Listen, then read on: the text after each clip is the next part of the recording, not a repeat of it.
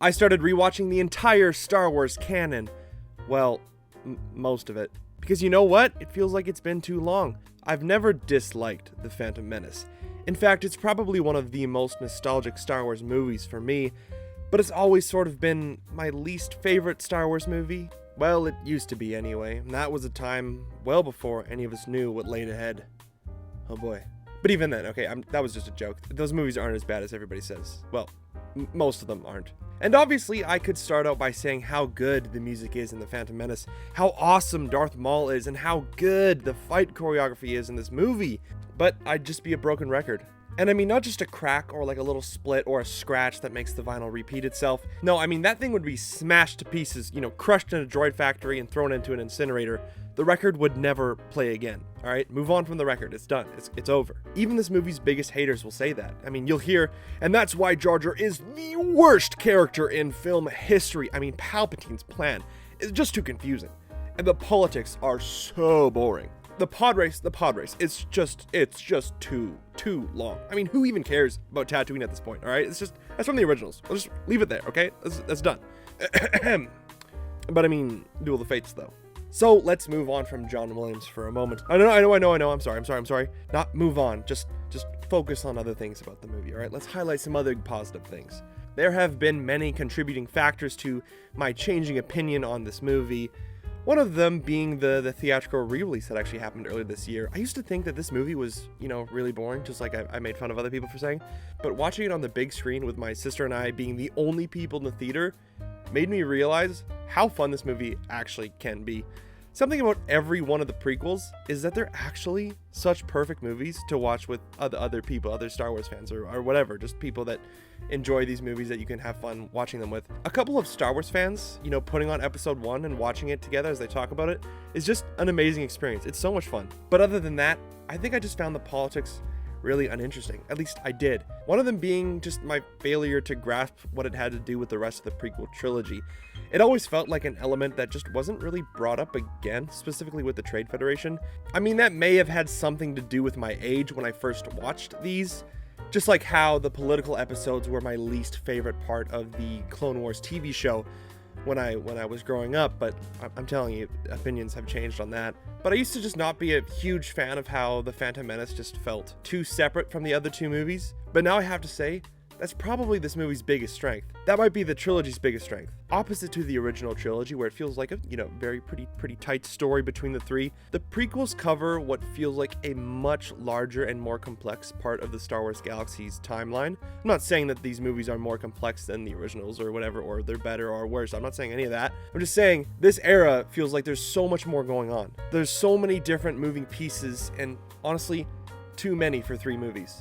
But the beautiful thing about the prequels is that you still get the most important beats in those 3 movies.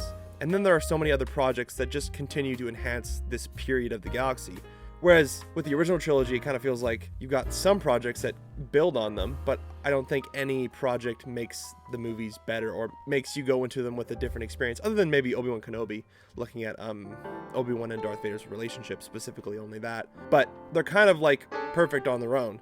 Whereas the prequels, you have these movies that you're like, oh, I really enjoyed this as a kid, and then you watch more and more and more, and you're like, there's so much more to this era than I ever even imagined. And honestly, I think that's a huge strength about the era, is that they just keep building on it, which keeps making it better, if that makes sense.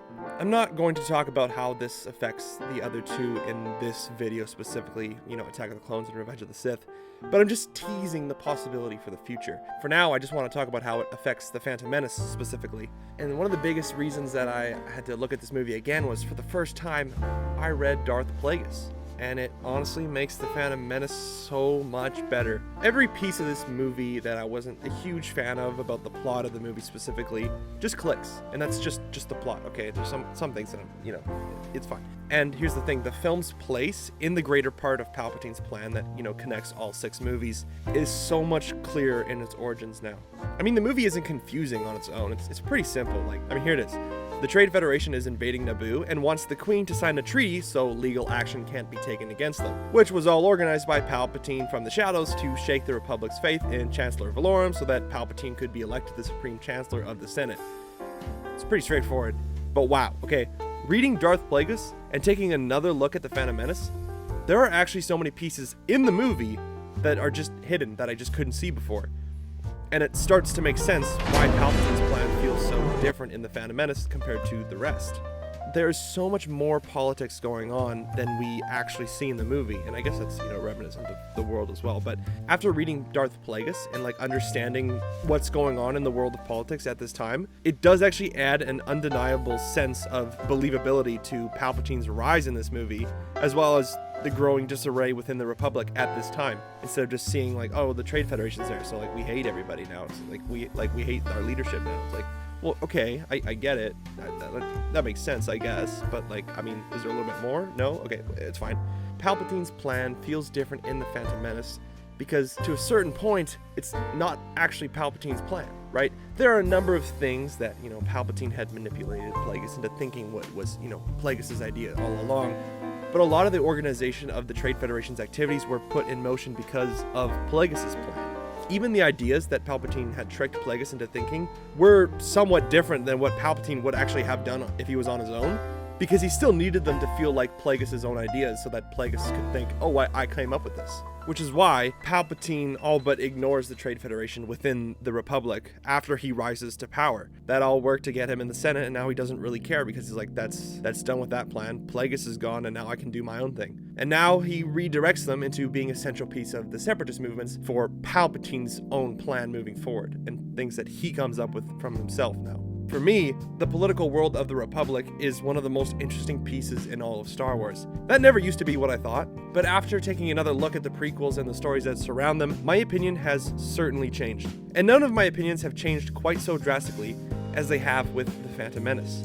There are so many other elements to the political world leading up to The Phantom Menace, but I'm not going to spoil all of it in great detail. Chances are you've already watched a bunch of lore videos or read the books, or are interested in doing so, to which I say, yeah, go experience the Book of Darth Plagueis because it's extremely good. It is easily the best Star Wars novel I have read, and it adds so much to the prequels, especially The Phantom Menace. It's a fantastic read on its own as well. Great book. Alright, Darth Maul has no character in The Phantom Menace, but he's extremely awesome, so we all look past it, and that's okay. I do the same thing.